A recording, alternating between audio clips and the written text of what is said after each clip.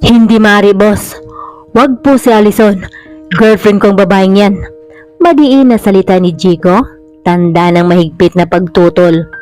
Kaharap noon ni Allison ang big boss ng Credit Express na si Gaspar Serapio, na siyang pinagkakautangan ng tatay ng dalaga na hanggang ngayon patuloy pa rin sa paglubo dahil sa mataas na ipinapatong na interes. In fairness naman, alam ng mga nangungutang na ganoon talaga kataas maniningil ng interes ang Credit Express, pero pumatol pa rin ang mga ito dahil na rin siguro sa matinding pangangailangan ng pera.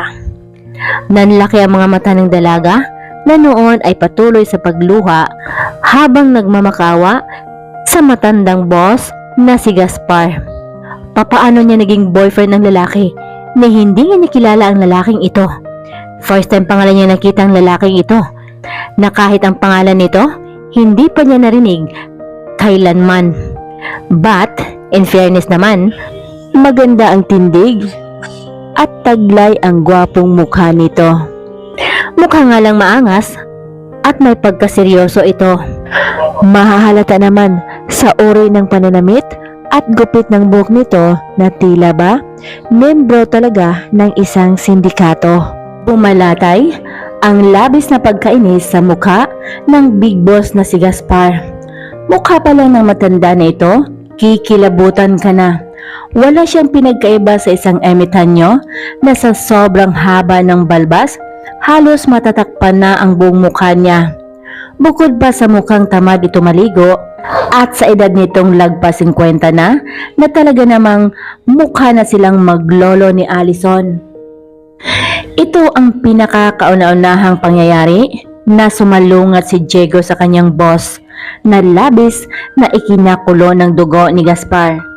Hindi matatanggap ng dominanting si Gaspar na magawa siyang suwayin ni Diego nang dahil lang sa pagtatanggol nito sa isang babae. Nasa tingin naman ni Gaspar, walang espesyal sa babaeng iyon. Traitor ka, wala kang utang na loob. Itinuring kita na parang anak, pinag-aral kita, pinagkatiwalaan. Pero nang dahil sa babaeng yun, sinuway mo ang batas ko. Sigaw ng boss na si Gaspar. Ngunit naninindigan si Diego na ang babaeng yun ay pagmamay-ari niya. Mahinahong aniya ng binata. Sa harap mismo ni Allison, nagsisigawan ang dalawa at wala ni isa sa kanila na gustong magpatalo. Habang si Diego naman, pasimpleng sininyasan si Allison na umalis na sa lugar. At sumunod naman ang dalaga. Patakbo siyang lumabas sa opisina ng Credit Express. Walang ampat sa pagtulo ang mga luha ng pobreng dalaga hanggang sa marating niya ang kanilang tahanan. Ang inaalala niya kung ano na ang nangyari sa dalawa na noon ay iniwan niya habang nag-aagawan pa ng barel. Kinabukasan, marami ang nagulat sa nabalitang pagkamatay ng matandang negosyante na si Gaspar Serapio. Pagnanakaw ang itinuring na dahilan ng pagkamatay ng matanda na talaga namang pinaniniwalaan ng mga investigador dahil na rin sa mga tauhan mismo ng matandang boss na siyang nagpapatunay. Ayon sa balita, maswerteng nakaligtas ang anak-anakan ng boss na si Jigo Briones. Nagtamo lang ito ng pasa sa mukha, sugat sa ulo dahil sa pagpalo ng baril. Idagdag pa ang mga galos nito sa braso na siya namang hindi pinaniniwalaan ni Allison dahil kitang-kita niya kung papaano nag-aagawan ng baril ang dalawa bago pa siya nakatakbo. Ang baril na iyon ay pagmamay-ari ng matandang si Gaspar. Ganito ang tunay na nangyari. Naabutan ng mga tauhan ni Gaspar na nag-aagawan ng baril ang dalawa. Habang nag-aagawan, aksidente namang pumutok ang baril. At tumama ito sa kaliwang bahagi ng dibdib ng matanda na siyang ikinamatay nito on the spot. Wala ni isa sa mga tauhan ng matanda ang kumampi sa kanya. Ang iba pa nga nagpapasalamat dahil sa kilala ito sa pagiging salbahe at walang pusong lalaki. Wala rin nagsampa ng reklamo dahil wala namang pamilya ang matanda maliban lang kay Diego na anak-anakan nito. Marami sa mga dating suki ng Credit Express ang natuwa sa pagpanaw ng matanda. Doon nagsimula ang malaking pagbabago sa negosyong iniwan ng big boss na si Gaspar.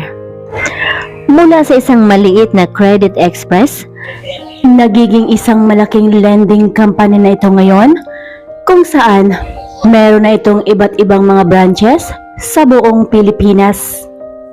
Natuwa ang mga magulang ni Alison sa malaking pagbabago nito simula nung si Diego na ang nagpapatakbo. Dahil bukod sa burado na ang utang nila, binigyan pa sila ng binata ng panibagong puhunan para makapagbukas ng bagong negosyo.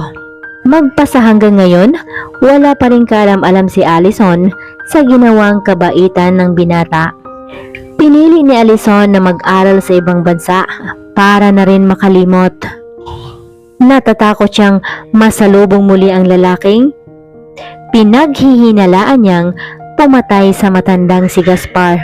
Maswerte si Alison at isa siya sa nakuhang scholar ng bagong itinayo ngayong cooperative sa kanilang lugar na sinalihan naman ng kanyang mga magulang. Hindi alam ni Alison na ang tinutukoy na cooperative ay pagmamay-ari pala ni Diego at mismong si Diego ang nag-sponsor sa pag-aaral ng dalaga. Kaya naman, abot-abot ang pasasalamat ng mga magulang ni Alison sa binata. Walang kaalam-alam si Alison na nauna na palang niligawan ni Diego ang mga magulang niya, habang siya naman sinusubsob ang sarili sa pag-aaral sa ibang bansa. Walang pag-alinlangan na pumayag ang mga magulang ni Alison dahil nakikita naman nilang mabait at magalang ang lalaki. Tinitiyak nila na magiging magandang buhay ng kanilang anak sa piling ni Diego. Habang patuloy sa pag-aaral si Alison sa US, patuloy rin ang pagbulusok pataas ng mga negosyo ni Diego. Batid ni Diego na umuwi ang dalaga every year, pero hindi siya nagtangkang lumapit at magpapakilala sa dalaga dahil ayaw niya na ma-distract ang pag-aaral nito. At para na rin tuluyan ng makalimutan ng dalaga ang masamang ginawa ng matandang Gaspar sa kanya. Natutuwa naman si Diego sa ginawang pananahimik ng dalaga tungkol sa kanyang nasaksihan noon. Dahil doon, malakas ang pag-asa ng lalaki na balang araw, maiintindihan siya ni Alison at tuluyan na ring mawala ang takot ng dalaga sa kanya. Ang pagkakataon nga ba naman, sa dinami-daming pwedeng pag-applyan, bakit doon pa ginustong mag-apply ni Alison? Walang kamalay-malay ang dalaga na pagmamay-ari pala ng binatang si Diego ang kumpanyang gustong-gusto niyang pagtrabahuan. Kung bakit pa kasi hindi man lang niya inalam ang pangalan ng lalaking yun. Sising-aniya sa sarili. Kung sa bagay, sino bang mag-akala na ganito na pala kayaman at successful ang lalaking yun?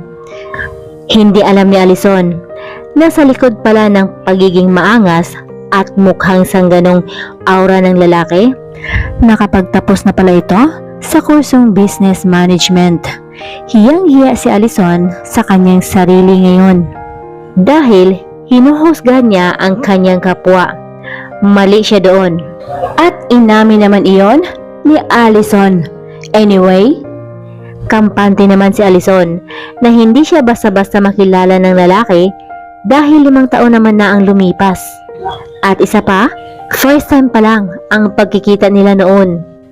Kaya naman, sigurado siyang limot na ng lalaki ang mukha niya. Lalo pa at marami nang nagbago sa nagdaang 5 taon. Lingid sa kalaman ni Alison na kaya nagawa ni Diego na labanan ang dating boss dahil sa kanya. Sobrang tagal lang kilala ni Diego si Alison.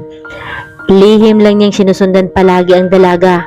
Naroroon lang din siya palagi sa loob ng tinted nilang sasakyan sa tuwing naniningil ang grupo niya sa mga magulang ni Alison. Grupo kasi sila pag maniningil para na rin sindakin ang mga nagkakautang sa kanila. Paraan iyon ng boss na si Gaspar upang mapilitang magbayad ang mga nagkakautang sa kanila. Sino bang hindi matatakot sa mga taong mukhang kalalaya pa lang ng monte? Ang mga taong ubod ng angas na humarap sa iyo para maningil. Gaano man katagal ang lumipas para kay Allison, mananatili pa ring sariwa sa puso't isip niya ang anumang nasaksihan niya noon ng panahon na iyon.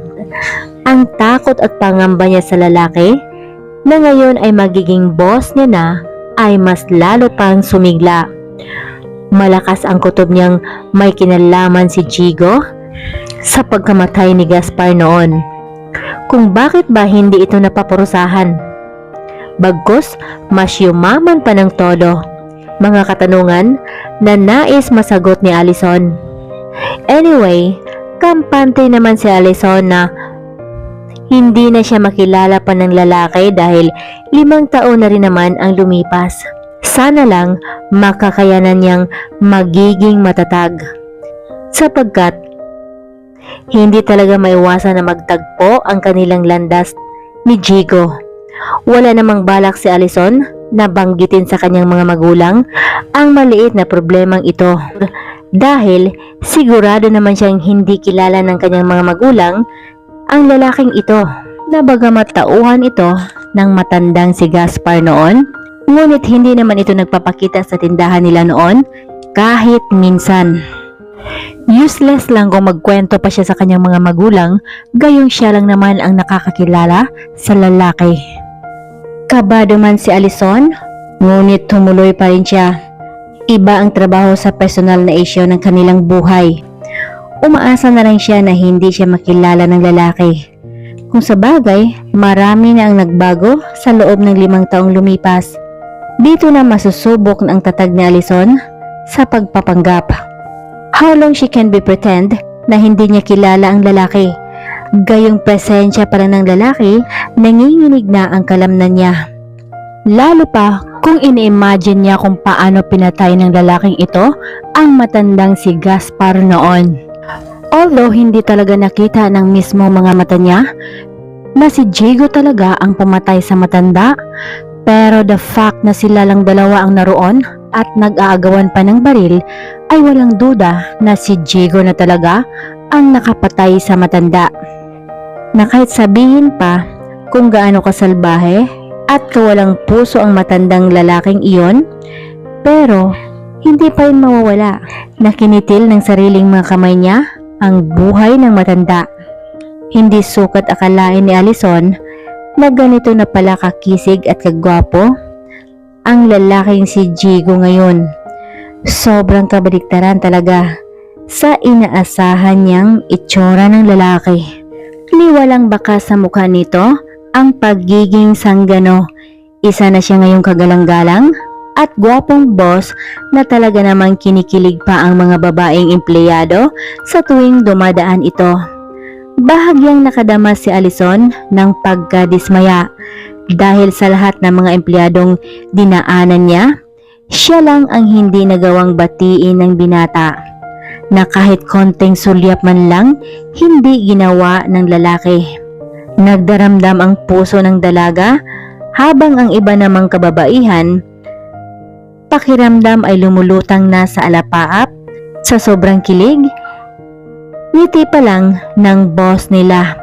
Masaya ang lahat habang nagsibalikan sa kanilang mga pwesto. Tanging si Allison lang ang dismayado dahil sa pag-snub sa kanya ng kanilang boss.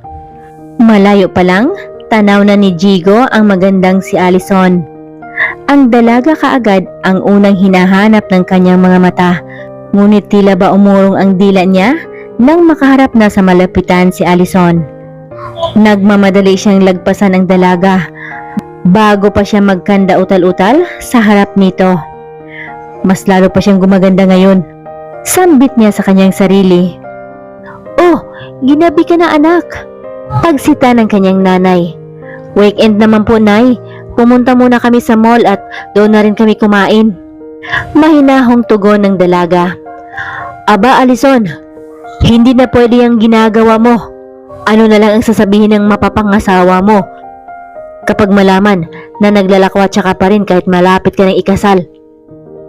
Singit ng kanyang tatay na noon ay nasa kusina para kumuha ng mainom na tubig. Ano daw, Nay? Anong mapapangasawa? Madiin na salita ni Alison na baka sa mukha ang labis na pagtataka. Ikakasal ka na, hindi mo ba alam? Kaswal na wika ng kanyang tatay. Walang kamalay-malay si Alison na ipinagkasundo na pala siya ng kanyang mga magulang sa lalaking hindi niya kilala. 2 buwan na ang nakaraan nang namanhikan ang mapapangasawa ni Alison sa kaniyang mga magulang. Dagdag pa ng kanyang tatay na labis na ikinasama ng loob ng dalaga. Sana man lang, pinapaalam muna ninyo sa akin. Bakit po ninyo nagawa ito sa akin, Nay? Lumuluhang anas ng dalaga. Ginipit ba kayo ng lalaki? Nangungutang na naman ba kayo sa mga sindikato? Desperadong tanong niya. Wala, anak. Walang ganun. Untag pa ng kanyang nanay. Ang totoo, sobrang bait nga ng lalaki eh. Kaya naman, sobrang laki ang tiwala namin sa kanya. At isa pa, kilalang kilala namin siya. Alam namin kung gaano kanya kamahal. Di makapaniwala si Alison na magawa ng kanyang mga magulang na pakialaman ang sarili niyang buhay. Halos walang tulog ang dalaga dahil sa pag-iisip kung sino ang lalaking pinili ng kanyang mga magulang na pakasalan niya. Sa pagkakaalam niya, halos may mga asawa na ang mga anak na lalaki ng mga kaibigan ng kanyang mga magulang. No, hindi naman sana magkakatotoo kung ano ang nasa isip niya ngayon. Hindi kaya isang balo ang napili ng kanyang mga magulang? Napapadyak na lang si Alison sa kanyang mga paa habang ini-imagine ang isang lalaking balo na mapapangasawa niya. Ngayon pa lang, pinaplano na niya kung paano makatakas mula sa balong lalaking yun. Nahahalata talaga ang napakalaking eyebags ng dalaga. Pagkabangon pa lang niya, hindi talaga yan nagawang umidlip man lang kahit isang saglit nung nagdaang gabi. Sobrang stress na talaga ang nararamdaman niya nang sabihin ng kanyang nanay na mag-ayos na sa sarili dahil paparating na ang lalaki. Kailangan daw maging presentable man lang siya sa harap nito. Kinakabahan si Alison na hindi niya mawari. Papaano na kung kaedad pala ng papa niya ang mapapangasawa niya? Sambit niya sa kanyang sarili. Kinakabahan man, ngunit wala na siyang magagawa kundi ang pakihirapan ng maayos ang bisita para matapos na. Basta, tataka siya kapag hindi niya kayang masikmura. Huwag kang mag-alala, anak. Hindi ka naman namin ipapahamak eh. Anak ka namin. Alam mo kung gaano ka namin kamahal ng tatay mo. Masuyong wika ng kanyang nanay. Mukhang gumaan naman ang pakiramdam ni Alison matapos marinig ang mga katagang iyon mula sa kanyang nanay. Gano'n na lang namilog ang mga mata ng dalaga nang mapagsino ang lalaking nag-aantay sa kanya kung saan nakatakda niyang pakasalan. Iyon ay walang iba kundi ang bagong boss niya na si Jigo Briones. Doon na lumantad kay Alison ang katotohanan. Takot ang bumabalot sa buong pagkatao ng dalaga. Papaano ito nangyari? Tanong niya sa kanyang sarili. Isa-isang sinagot ni Jigo ang lahat ng mga katanungan na bumabagabag sa dalaga. Simula noon, nawala na ang takot niya sa lalaki na ngayon ay boss niya at nakatakda pang mapapangasawa niya sa hinaharap. Pumayag si Alison na pakasalan ng lalaki na noon pa man palihim nang humahanga sa kanya. Kaya pala, gano'n na lang siya ipinagtanggol ng binata noon. Nabura na lahat ang mga bad impression ni Alison laban sa lalaki. Samantala, nanlulumo naman ang mga babaeng empleyado dahil noon pa man pala, nakalaan na ang puso ng binatang boss nila sa nag-iisang babae na nagngangalang Allison.